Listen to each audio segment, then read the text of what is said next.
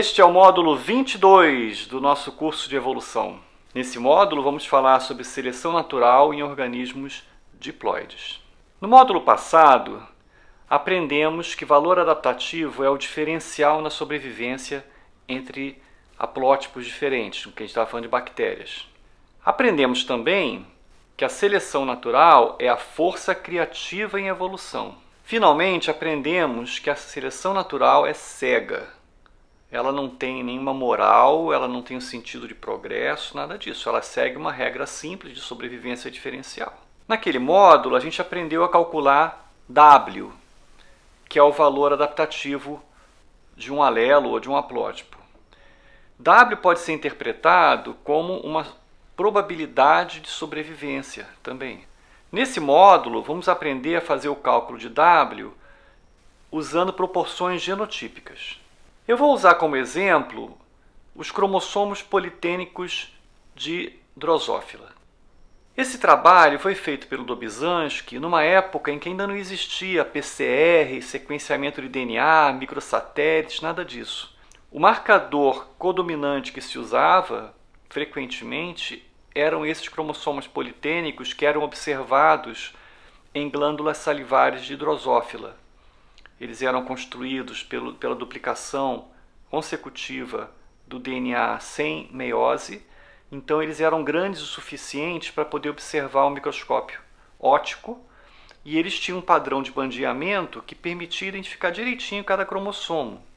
Além disso, quando você cruzava indivíduos com cromossomos politênicos que tinham inversões diferentes, você conseguia saber o heterozigoto pela formação de alças nessas inversões. Para usar cromossomos politênicos para detectar a seleção, Dobzhansky cruzou cromossomos com inversões diferentes e observou a frequência dessas inversões nos ovos e nos adultos. Então, a diferença entre a frequência desses cromossomos nos ovos e nos adultos era um sinal de sobrevivência diferencial. Então, agora eu tinha os valores de antes da seleção, de cada um dos 3 genótipos, digamos, e eu tinha também depois da seleção. Lembra como é que calculava a W? A W era uma relação, portanto, era uma divisão. Então, eu divido a proporção de depois da seleção pela antes da seleção. Eu faço isso para cada um dos genótipos e eu tenho um valor adaptativo absoluto para cada um. Então, ao contrário das bactérias, em que eu tinha só um valor adaptativo, agora eu tenho 3, porque são 3 genótipos. Mas esses números ainda são um pouco feios, né? Então, seria legal se pelo menos um deles pudesse ser o número 1. Como que se faz para transformar esses valores adaptativos absolutos em valores adaptativos relativos? A gente pega o maior valor adaptativo e divide todos os 3 por esse maior valor. Quando o maior for dividido pelo maior, vai dar 1, que era o que eu queria. E os outros vão dar valores um pouquinho maiores para ficar tudo proporcional a 1. Esses novos valores são chamados de valor adaptativo relativo. Agora que eu já sei o valor adaptativo de cada genótipo, eu posso pensar o que vai acontecer com a próxima geração se eu mantiver esse regime seletivo. O regime seletivo é o que nós vimos agora. Então, se eu mantiver esse regime seletivo, quais vão ser as proporções dos genótipos na próxima geração? Essas proporções vão ser calculadas como? Pegando o genótipo que eu espero encontrar, multiplicando ele pela probabilidade de sobrevivência. E o resultado é quantos sobrevivem. Como é que chama isso? Quando eu multiplico uma coisa por uma probabilidade? Lembra como chama isso? Chama esperança. Olha ela aí de novo, a esperança, sempre aparecendo no nosso curso. Imagina essa situação aqui. W de azão é 1, W de azão Bzão é 1 e W de Bzão é 0,9. Então eu tenho os Ws de cada um, eu botei um 1 e o 0,9 para ficar simples. Olhando assim, o que vocês acham que vai acontecer com a frequência de A ao longo do tempo? Pelo jeitão, parece que A vai aumentar ao longo do tempo, né? Mas vamos ver como funciona isso. Vamos imaginar que eu tivesse 1000 indivíduos e que as frequências iniciais de A e B fossem 0,4 e 0,6. Em 1000 indivíduos, quantos indivíduos eu espero encontrar que são azão-azão? De acordo com a lei do equilíbrio de Hardy-Weinberg, a frequência de azão-azão é a frequência de azão elevada ao quadrado. Como é 0,4, vai ser 0,16. 0,16 vezes 1000 indivíduos são 160 indivíduos. Os heterozigotos vão ser o quê? Vão ser 2pq. Então vai ser 2 vezes 0,4 vezes 0,6, que dá 0,48, ou seja, 480 indivíduos. E Bzão vai ser 0,6 elevado ao quadrado, que dá 0,36, vezes 1000, 360 indivíduos. Então isso é o que vai nascer, de acordo com a lei de Hardy-Weinberg. Só que agora vai acontecer a seleção natural, que vai ser uma esperança. Então vai ser os 160 indivíduos iniciais multiplicados por 1, que era a chance de sobrevivência, não é? Os 480 indivíduos multiplicados por 1, mais os 360 indivíduos vão ser multiplicados por 0,9, dando um valor diferente do que nasceu. Ok, agora eu tenho os valores nessa população depois de ter operado a seleção natural. Agora eu poderia perguntar, quais devem ser as frequências de A e de B depois da seleção natural? É só calcular. A frequência de A vai ser 2 vezes os homozigotos mais os heterozigotos, dividido por 2 vezes o total. A frequência de B vai ser 2 vezes os homozigotos mais os heterozigotos, dividido pelo total. Então eu vou ter agora as frequências de A e B. Comparando a frequência de A e B agora e antes da seleção, o que a gente vê? Que a frequência de A aumentou, que era o que a gente tinha dito que provavelmente ia acontecer. Por que a frequência de A aumentou? Porque morreram mais Bs. Porque a frequência de BB era alta, porque começou com B igual a 0,6, então morreu muito B, aí a frequência de A aumentou. Isso significa, portanto, que o alelo A é melhor que o alelo B, certo? Ah, você já deve ter aprendido, né? Não pode dizer que é melhor do que o outro. Como que vai evoluir essa população? Vai evoluir para aumentar a frequência de A. Ok, agora aprendemos a calcular os Ws para os 3 genótipos. Isso pode ser feito para qualquer sistema, com 10 genótipos, 12 genótipos. E aí, quando você tem muitos Ws, é legal ter um W médio. Esse W médio chama-se valor adaptativo médio. E como é que ele é calculado? Ele é calculado pela soma das esperanças. Então, como que vai ser calculado o valor adaptativo médio num sistema, por exemplo, com um azão-azinho? Vai ser P ao quadrado, que é a frequência de azão-azão, vezes W azão-azão, mais 2pq vezes W azão-azinho, mais Q ao quadrado vezes W azinho-azinho. Essa soma vai ser o valor adaptativo médio da população. Se a frequência inicial de A for 0,1, qual vai ser o valor adaptativo médio? Vai ser 0,1 ao quadrado vezes 1, mais 2 vezes 0,1 vezes 0,9 vezes 1, mais 0,9 ao quadrado vezes 0,9, que vai dar, somando esses valores adaptativos de cada um, 0,92. Vamos fazer agora com 0,5.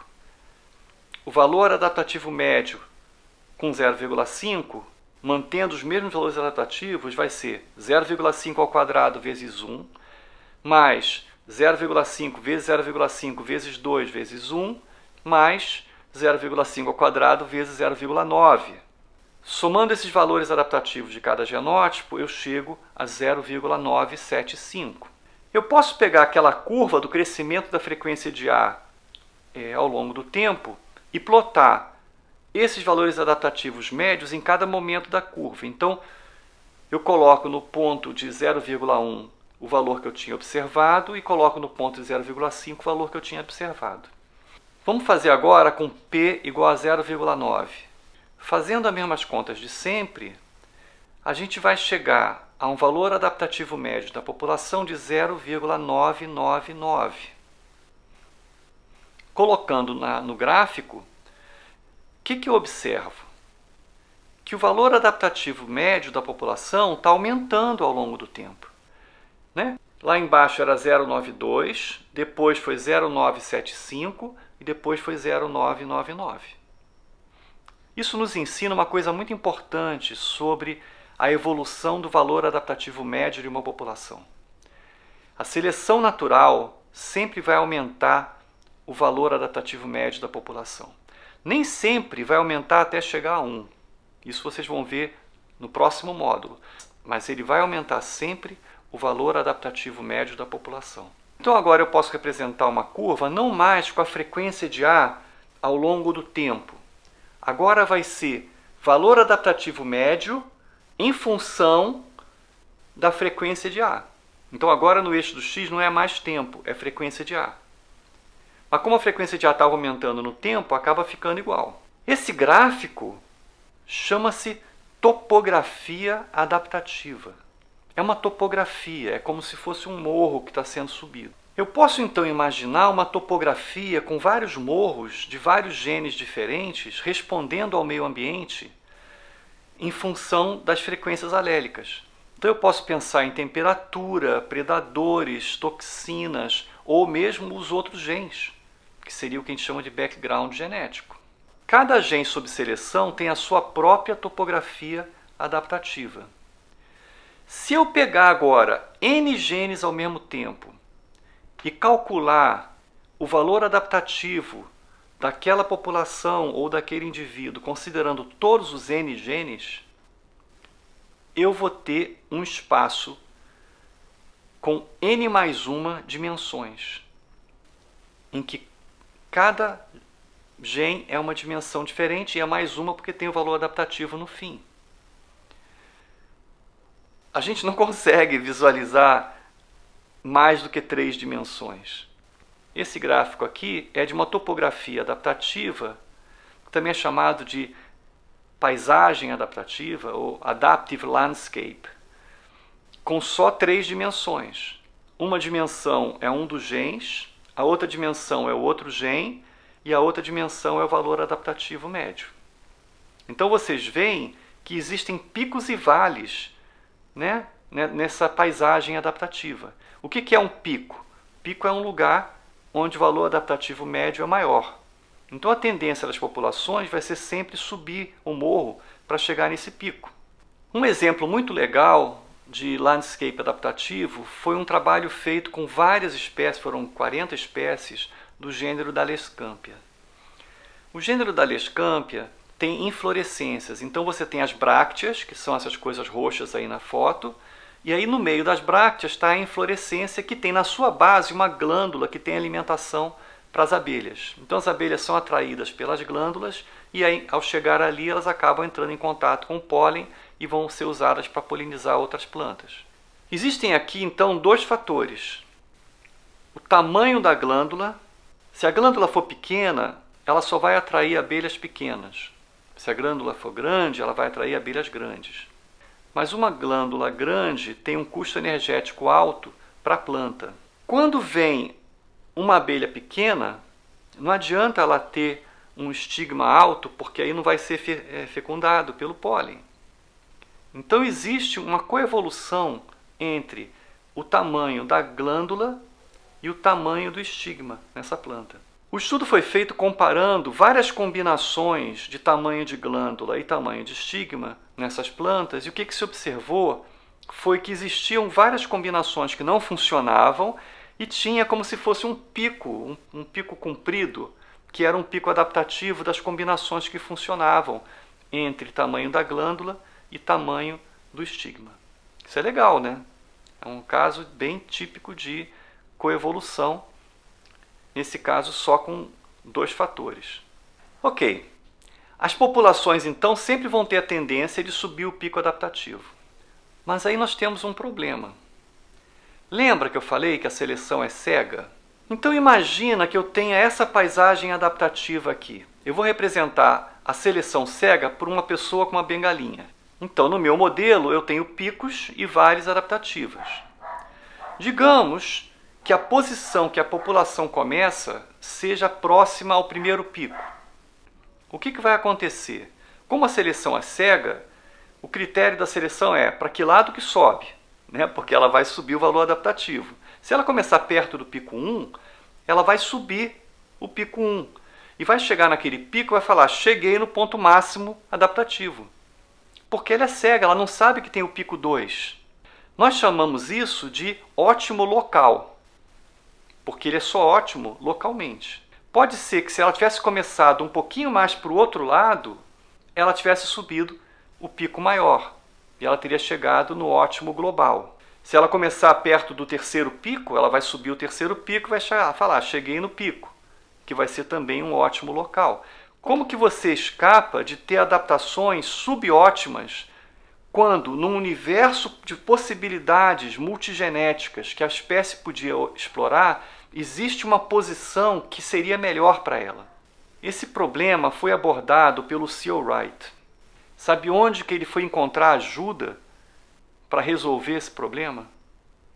Na deriva gênica. Olha só, a deriva gênica, que era aquele negócio meio ao acaso, ele falou assim, se a população estiver explorando várias possibilidades ambientais, se eu tiver várias populações, cada uma num lugar diferente, a deriva gênica pode empurrar a população para um lugar que começa mais perto do pico maior. Em outros lugares, ela vai empurrar a população para um lugar que vai subir o pico menor. Então, depois de um tempo, se eu tiver uma população fragmentada em vários espaços pequenos, especialmente se a população for pequena, e aí, portanto, a deriva vai ser grande, o que vai acontecer é que no conjunto de populações, eu vou ter algumas que vão estar explorando o pico adaptativo maior. E agora? Agora eu tenho várias pequenas populações, cada uma no seu pico, algumas no pico melhor. Como que eu faço para melhorar então essa situação? Aí entra a migração.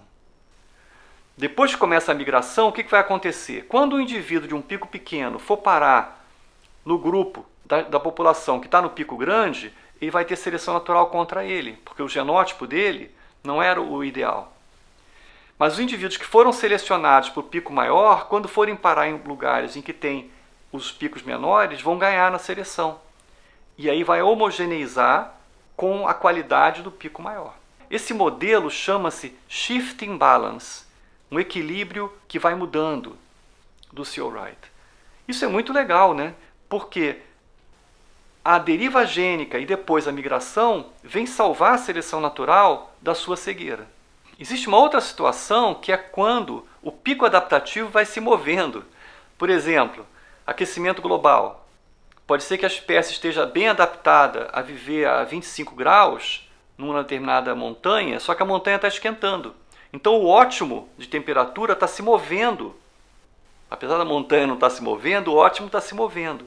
E aí o que acontece? Seleção a favor de seguir aquele ótimo.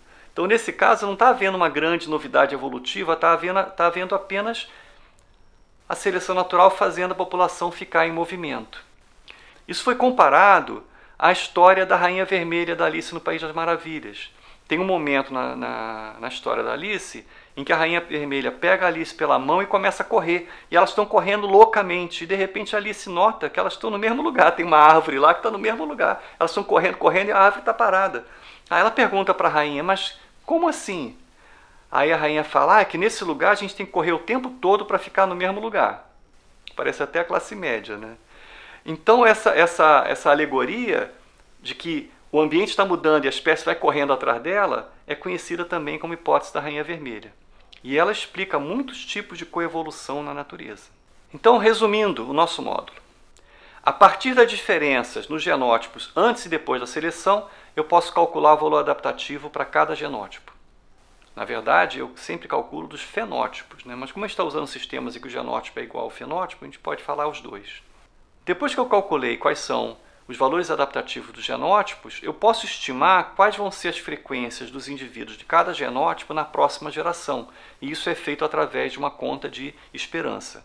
Eu posso também calcular um valor adaptativo médio, como a esperança de todas as combinações de genótipo com valor adaptativo daquele genótipo. Nós vimos também que a tendência em todas as populações é aumentar o valor adaptativo médio ao longo do tempo.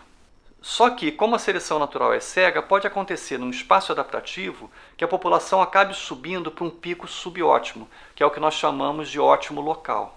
Existe uma teoria do C. O. Wright chamada Shifting Balance, ou balanço que se move, que propõe que a deriva gênica em populações muito estruturadas permite que em algumas populações se comece e se chegue num pico melhor, e que depois a migração homogeneize de novo, fazendo com que todas as populações fiquem no ponto mais alto.